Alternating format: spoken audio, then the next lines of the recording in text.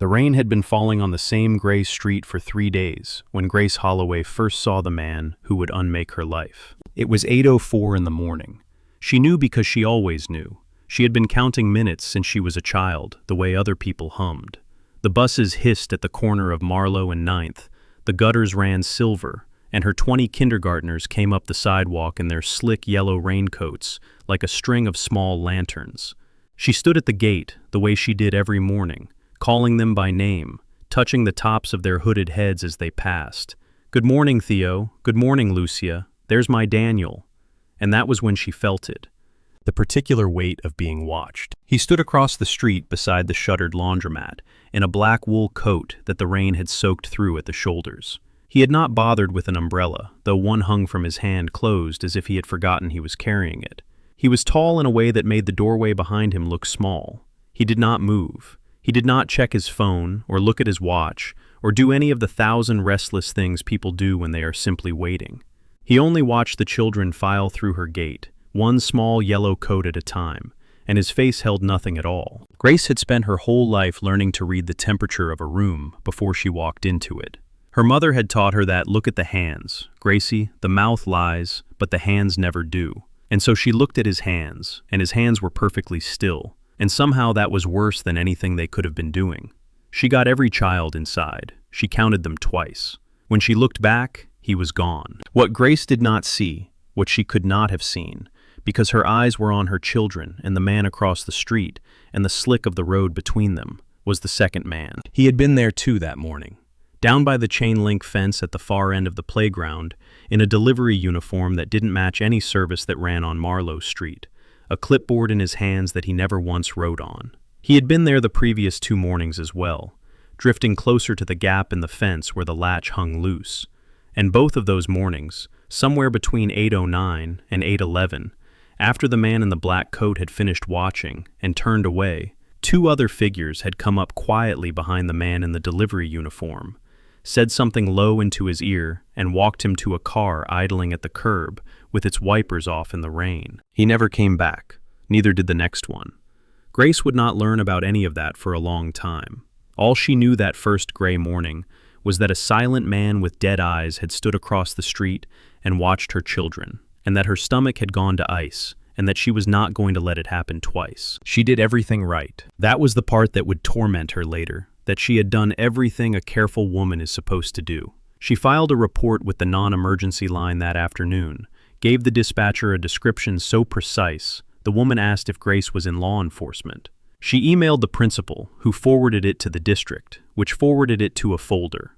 She changed the drop-off procedure on her own initiative, meeting the children at the corner now and walking them in herself, her body between them and the street. She memorized the make of every car that idled too long. She started carrying her keys laced through her fingers. And every morning at 8:04, the man in the black coat was there. He never crossed the street. He never spoke. He never so much as lifted the closed umbrella in his hand. He simply stood beside the shuttered laundromat in the rain and watched until the last child was inside. And then he turned and walked north and was gone.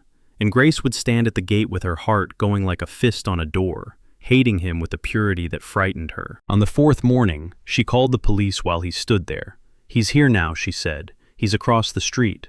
Please." A cruiser took 20 minutes. By the time it rolled down Marlow, with its lights off, the man was gone. And the officer who took her statement looked at the empty doorway of the laundromat, and then at her face, flushed, sleepless, fierce, and she watched him decide what kind of woman she was. "Could be, he just smokes there," the officer said. "Lot of folks wait for the bus on that corner." He did not write down the part about the dead eyes. He did not write down the part about how the man never looked at his phone. "There's something wrong with him," Grace said. "I'm telling you, I do this for a living. I read people for a living. There is something wrong with that man." She was right. She had read him perfectly. She had simply read the wrong thing. The man's name was Elias Brandt, and by the time Grace Holloway started counting his appearances at her gate, his name had stopped being something people said out loud. He controlled the long water, the cranes, the container yards, the bonded warehouses, where things came off ships and became other things. On paper, half the working face of the Port of Seattle answered through 4 careful layers of men who never used his name to Elias Brandt. He had built it the way other men built cathedrals, slowly and out of stone, and he had buried in its foundations every person who had tried to take it from him. He was 38 years old. He had not raised his voice in 11 years because he had not needed to. When Elias Brandt wanted a thing to happen, it happened, and the people to whom it happened were generally not informed in advance. He stood at Grace Holloway's gate every morning because 4 years ago he had nearly died 3 blocks from it, and a woman had saved his life without ever learning his name. It had been February, and it had been the worst night of his life. A meeting that was supposed to settle a war had instead started one. He had walked out of a restaurant on Bowen Street into the muzzle flash of a man he had trusted for a decade, and he had run. Actually run, bleeding from the side through alleys and rain, with 2 cars hunting him grid by grid because they could not afford to let him reach a phone. He had lost enough blood that the streetlights had begun to smear. He had gone down on his knees beside a parked car somewhere, on a residential street, where the houses were small and the porch lights were yellow. And he had understood, with the strange administrative calm that comes at the very end, that this was where it would happen. And a door had opened. A young woman in a thrift store coat had come down the steps of one of the small houses with an umbrella and a paper bag of groceries on her way somewhere. And she had seen a man kneeling in the rain between the cars. She did not scream. She did not run inside. She crouched down a careful arm's length away, close enough to help, far enough to flee. And she looked at his hands first. He remembered that she had looked at his hands before his face. And then she had said, "Hey, you're hurt. Can you stand?" He could not tell her the truth. He could not let her call anyone. So he had lied. Fell. I just fell. I'm fine. I just need to get to Marlowe Street.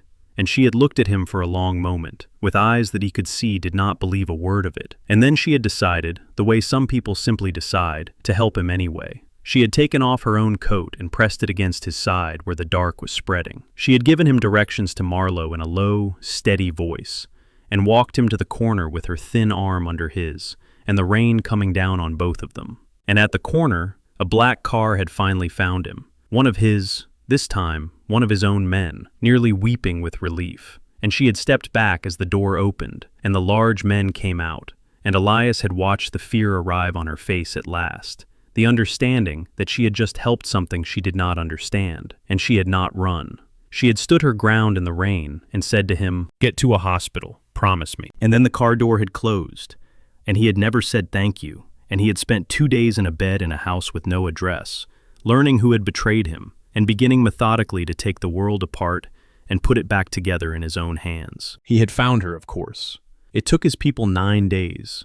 A kindergarten teacher named Grace Holloway, 25 years old at the time, who lived in the small house with the yellow porch light and worked at the school on Marlowe, and had no idea, none, that the man she'd given her coat to had buried 4 people that month, and would bury more. He never approached her. That was the thing he could not have explained to anyone, least of all himself. He simply began quietly to make sure that nothing bad ever happened to her. A landlord who tried to evict her building found his permits had developed problems. A man who followed her home from a bar one night was met 2 blocks later by people who explained things to him in a parked van, and was never seen on the West Coast again. When her car's transmission died, a mechanic she'd never met called to say it was covered under a warranty she did not have. For 4 years, Grace Holloway had lived inside a kindness she could not see, like a house built around a sleeping woman in the night. He had never needed to stand at her gate. His people watched her. He did not. In 4 years, he had laid eyes on her in person exactly twice, both times from a car, both times for less than a minute, and both times he had told the driver to keep moving. He was standing at her gate now, because 3 weeks ago, Dragan Kostas had found out she existed. The first time Elias Brandt and Grace Holloway spoke, the air smelled of cordite and wet asphalt, and there was a child screaming, and the morning came apart in 11 seconds. It was a Thursday. The rain had thinned to a fine mist. Grace had her 20 children strung out along the sidewalk, her body to the street as always, and she was 3 steps from the gate with little Theo's hand in hers, when the white van came up Marlowe too fast. She saw it the way you see things that are about to be the rest of your life, slowly, in pieces. The side door already open, a man crouched in it, Theo's hand in her hand, and across the street the man in the black coat who had been standing as still as a post for 11 straight mornings, moving faster than anything that size should move, off the curb and into the road, with one hand going inside his coat. After that, it was noise. She would never be able to put the order of it back together. The van's tires shrieking. The man from the doorway, him, the one she'd been trying to get arrested for 3 weeks, slamming into her and Theo and the nearest 2 children, and carrying all of them down behind the low brick wall of the school's planter. His body a wall over theirs, the weight of him driving the breath out of her. The flat, ugly cracks that she understood only later had been gunfire, glass, a child shrieking, Lucia and Grace's own voice, somehow steady. "Stay down, babies. Stay down. Eyes on me." And the man above her, his mouth at her ear and a voice with no fear in it at all, calm as a doctor. "Keep them behind the brick. Don't move until I say." Then he was up. She would carry the image of it the rest of her life, and never once put it on a thumbnail of her own memory without her hands going cold. Elias Brandt rising from over her children with a pistol already level. Walking, not running. Walking toward the white van, putting 2 rounds through its windshield with the unhurried economy of a man closing a door, while across the street, men she had never seen before poured out of 2 parked cars, and the morning became for 9 more seconds a war. And then it was over. The van was gone smoking around the corner with its doors still flapping. 2 men lay on the wet road who would not get up, and Elias Brandt turned around and came back to her, where she crouched in the planter with 20 kindergartners packed behind her like ducklings, her arms thrown wide across all of them. And he went down on one knee in the broken glass in front of her, and for the first time in 3 weeks, she saw his eyes from less than 10 feet away, and they were not dead at all. They were terrified. Not for himself. She understood that even then, even with her ears ringing and her own pulse in her teeth. He was not afraid for himself. He looked at her the way you look at the one thing in a burning building you came back for, and his voice, when it came, had finally lost its terrible calm. "Are you hit?" he said. It was not a question so much as a demand of the universe. "Grace, are you hit?" She did not register in that moment that he knew her name. She would register it later at 3 in the morning, and it would frighten her more than the guns. They took her after that. There was no version of the morning where they did not. She fought it, of course. She fought it. She was Grace Holloway. She had given a bleeding stranger her coat, and then memorized his license plate the same night. She stood in the wreckage of her street, with her children being gathered up by sobbing parents, and shaking teachers and police finally arriving in force, and she looked at the man who had just shielded her body with his and said, "I'm not going anywhere with you. I don't know who you are. You've been watching my school for 3 weeks." "I know," Elias Brandt said. "There are children here. There were children here, and people are shooting." "I know," he said again, and the steadiness had come back into him now, the awful, useful calm. And it was the calm that finally made her listen, because it was not the calm of a man who was unbothered. It was the calm of a man holding something enormous, very, very still. "The men who came for you this morning will come for you again. Not here. They won't try here twice. At your home. At the grocery store. On a Tuesday in 3 weeks, when you've decided it was a one-time thing, and you've stopped watching the street." He looked at her, and the rain beaded on his lashes. "You watch the street, Grace. You always have. But you can't watch it well enough for what's coming. And I am the only person on this earth who can keep you alive long enough to understand why. So you can come with me now, and be angry with me for as long as you live, which will be a long time.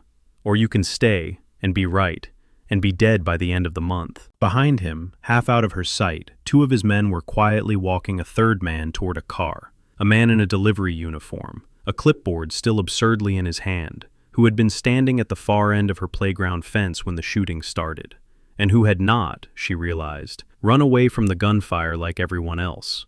He had been walking toward the children. She had not seen it. She had been looking at the man she feared. She got in the car. The safe house was nothing like she expected, which was the first thing that began very slowly to dismantle her terror. She had braced for a basement, for a warehouse, for the kind of place men like him kept women in the movies her mother had warned her about. Instead, it was a high, quiet apartment above the water, all gray light and clean lines and books. Books, shelves of them, well-handled, dog-eared, and a window that looked out over the foggy harbor where the cranes stood in the mist like the skeletons of enormous animals. He gave her the larger bedroom. He slept, she learned, within the first night, in a chair by the door. Not in a bed in another room, in a chair by the door, sitting up between her and whatever might come down the hall. And when she came out at 2 in the morning, unable to sleep, and found him there, awake, fully dressed, a book open and unread in his lap. Neither of them said anything at all. She stood in the dark hallway, and he sat in the dark chair, and they looked at each other for a long moment. And then she went and made 2 cups of tea, because she did not know what else to do with her hands, and she set one down on the small table beside him, without a word, and went back to bed. That was the beginning of it. She would think about that later too, that it had begun, not with a touch or a word, but with a cup of tea set down in the dark, the smallest mercy she could think to offer, the most dangerous man she had ever met. He told her the truth in pieces over days, because she demanded it in pieces. She was not a woman who could be managed, and she made that clear within the first hour. She asked questions like a prosecutor, and she remembered every answer, and she caught him twice in the soft, careful lies men like him tell to protect women. And both times she said flatly, "Don't." And both times, to his own visible astonishment, he stopped. He told her about the port. He told her about Dragan Kostas, who had been pressing at his territory for 2 years, and had finally understood that Elias Brandt could not be frightened, could not be bought, could not be reached through anything he owned, because he owned nothing he could not stand to lose. He was looking for a weakness, Elias said. They were at the window, the fog was burning off the harbor, and the light was doing something to his face that made him look briefly like a man and not a monument. For 2 years, a man with nothing to lose has no weak place, so he sent people into my life to find the one thing I would not let go of. He did not look at her, and he found you. The cold came up through the floor of her. "I've never met you," she said. "Until 3 weeks ago, I had never seen you in my life. How am I?" And then she stopped, because something was rising up out of 4 years ago, something about rain and a paper bag of groceries, and a man kneeling between the cars. And she turned and looked at him, and the look on his face told her she was right before she had even finished assembling the memory. "The coat," she said. Her voice had gone strange. "On Bowen Street, the man who fell." "I did not fall," Elias Brandt said quietly. "You said you'd had a fall." She was staring at him. "You were bleeding through your shirt, and you told me you'd had a fall, and I knew you were lying, and I helped you anyway." A sound came out of her that was almost a laugh, and was not one at all. "That was you. You gave me your coat," he said, "and you walked me to the corner with your arm under mine, and you did not run when you saw what I was, and you told me to get to a hospital and to promise you." His jaw worked. For the first time since she had met him, the calm cracked all the way through, and what was under it was not violence. It was something so raw and so old that she had to look away from it. "I have killed men for less attention than you paid a stranger in the rain, and you have not spent 1 minute of the last 4 years knowing my name, and I have not spent 1 day of it forgetting yours." The room was very quiet. The fog was almost gone. Somewhere out on the water, a ship's horn sounded low and long. "The mechanic," Grace said slowly. 2 years ago, the warranty I didn't have." "Yes. The man who followed me home from Pikes. He just stopped. I always wondered why he just stopped." "Yes." She put her hand flat against the cold window glass, as if to hold herself up. "You've been—" She could not find the word. Watching was the word she had used for 3 weeks, the word she had given the police, the word that had meant predator. It did not fit anymore, and the new word would not come. "You've been taking care of me for 4 years, without ever—" "I never wanted anything from you," he said, and it was the truest thing she had ever heard a person say, and it broke something in her chest that she had been holding closed since she was a child. "I only wanted you to be safe.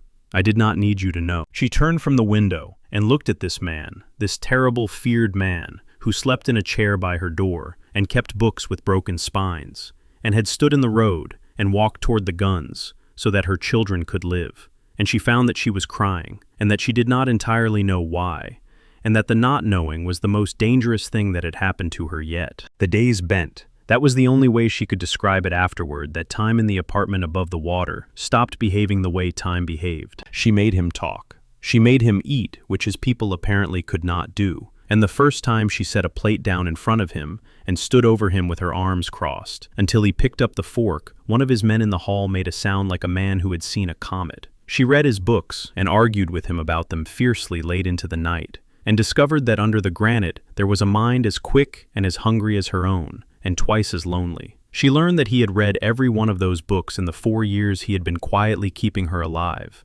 because he admitted this only once, and never again. He had wanted to be the kind of man who would have deserved to be helped by a woman like her, even though no such man existed, and he knew it. And the thing between them grew the way a fire grows in a closed room slowly, and then with terrible speed, eating the air. It lived in the spaces, in the way his eyes followed her across a room, and stopped every time just short of something. In the night she could not sleep, and came out to find him at the window, and stood beside him in the dark without speaking, their shoulders not quite touching the inch of air between them, so charged she could feel it on her skin.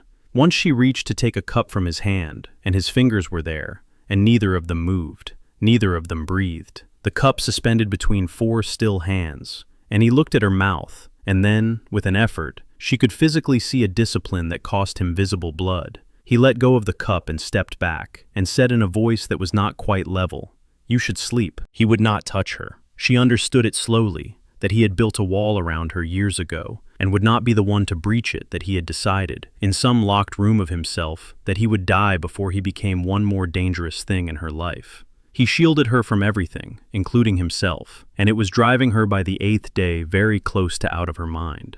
The night it nearly broke, there was a storm. It came up off the water hard and fast, the way Seattle storms did, and the lights browned out twice, and the rain hit the windows like thrown gravel. And Grace woke from a dream of white vans and gunfire, with her heart slamming and could not get her breath.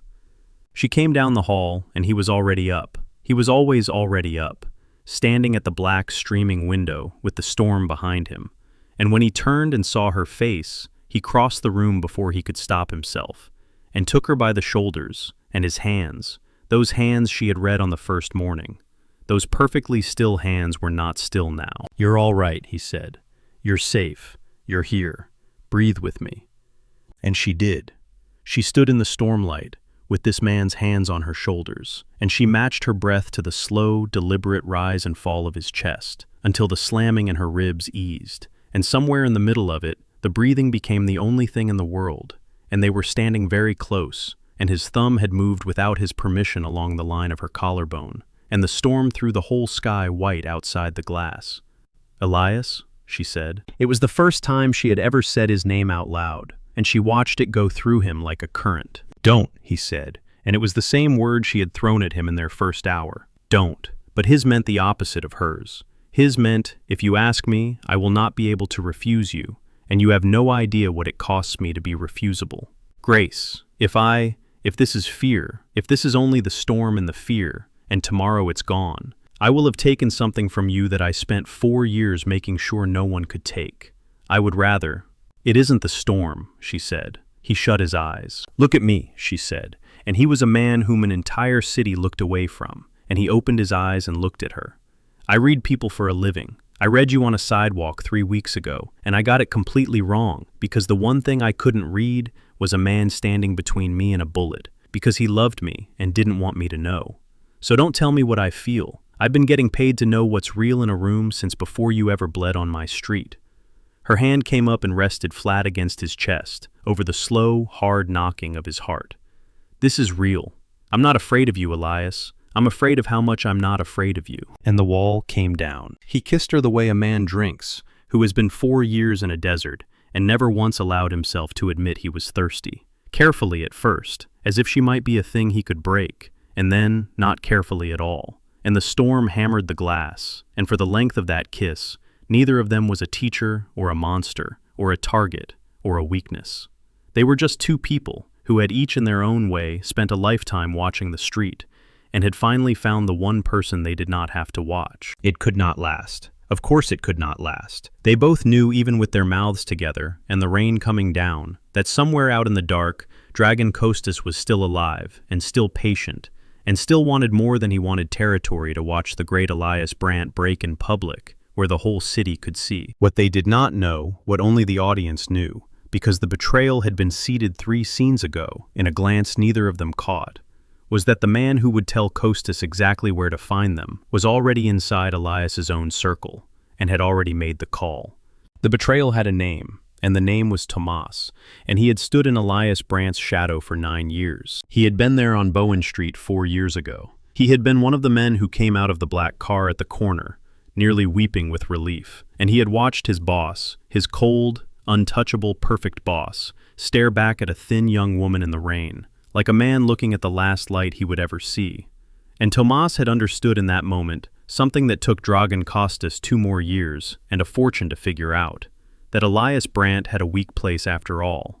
Tomas had simply waited for 4 years for the price to get high enough. It got high enough. He did it cleanly. He was the one who arranged the rotation of guards at the apartment above the water, and so he was the one who arranged for there to be, on a single Sunday evening, 4 fewer of them than there should have been.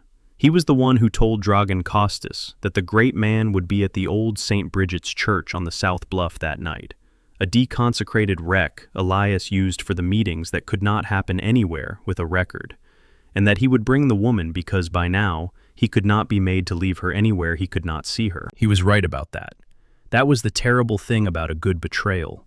It was built out of true things. Elias would not leave her behind. He had tried.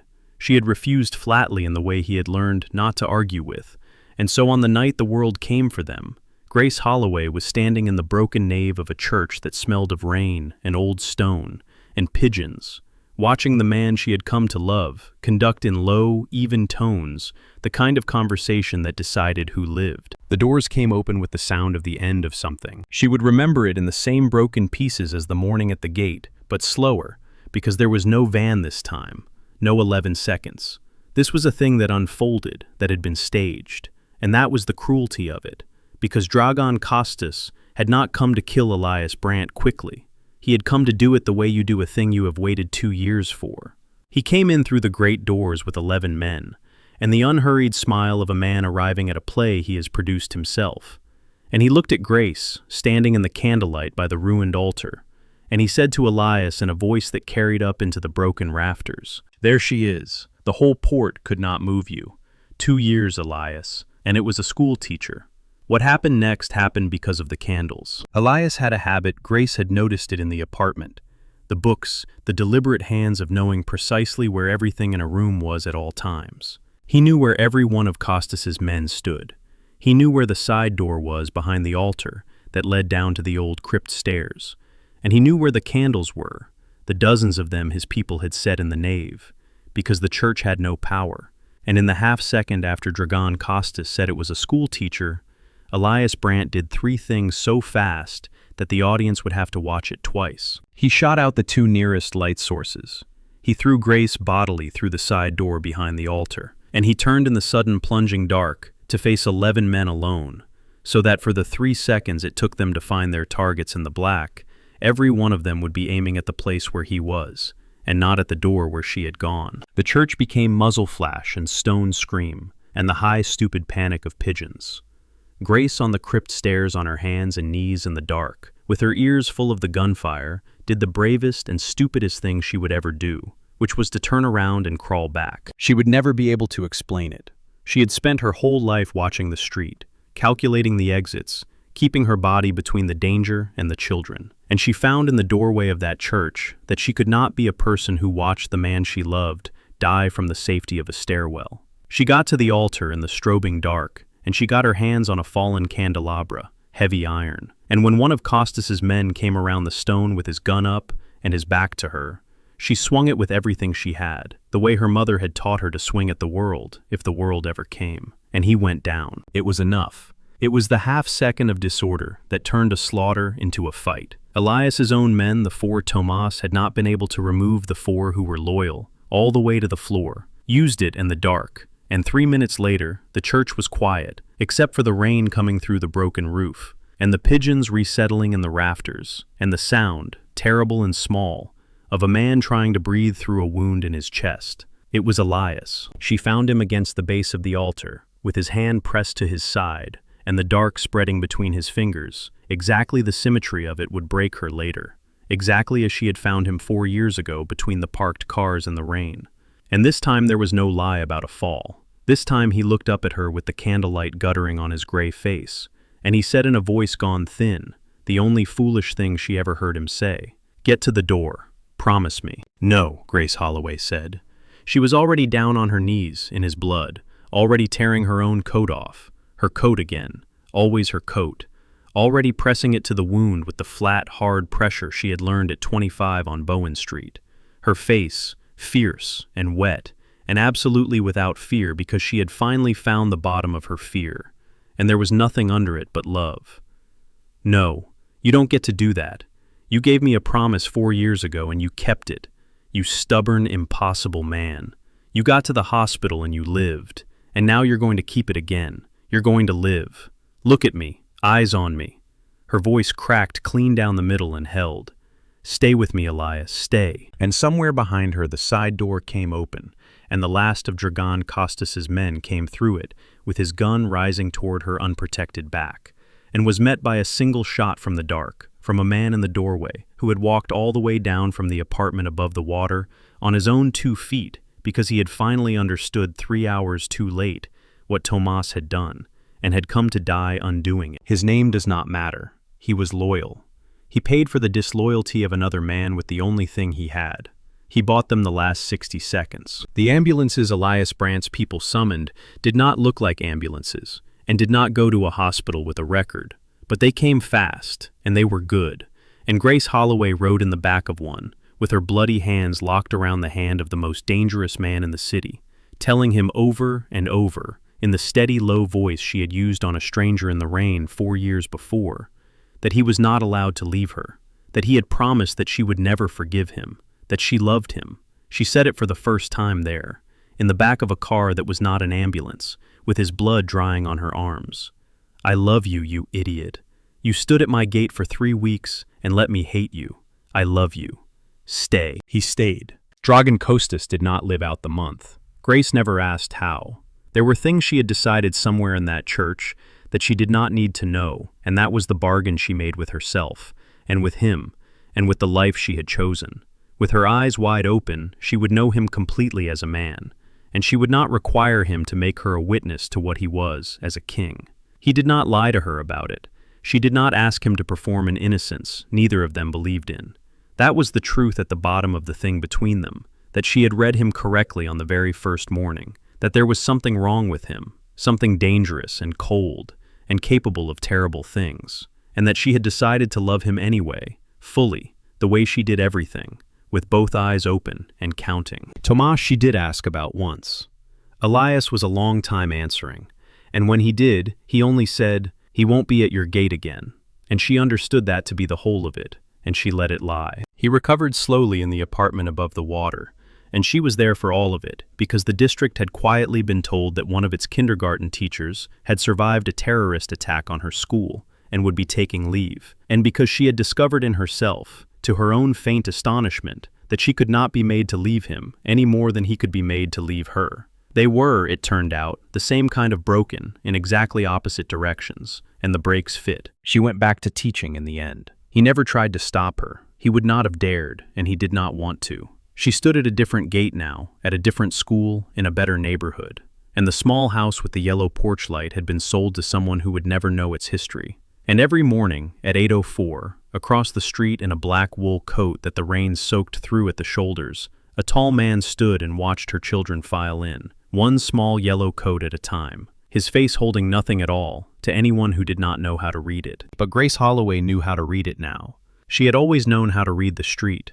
She had only once for 3 weeks read the wrong thing. So now when the last child was inside, and she turned at the gate, she looked across the road at the silent, dangerous, dead-eyed man who stood there every single morning. And she lifted her hand, and she smiled at him just for a second, just for the two of them. And the most feared man on the long water, the man no one in the city would meet in the eyes, the man who had walked toward the guns, the man who had nearly died twice in the rain, so that she could stand at a gate in the morning light, lifted the closed umbrella in his hand, just slightly, just for her, and let himself be seen. Then he turned and walked north into the gray, and was gone. And she went inside to her children to count them, to keep them to watch the street the way she always had, knowing for the first time in her careful, watchful life that someone was watching it for her, too.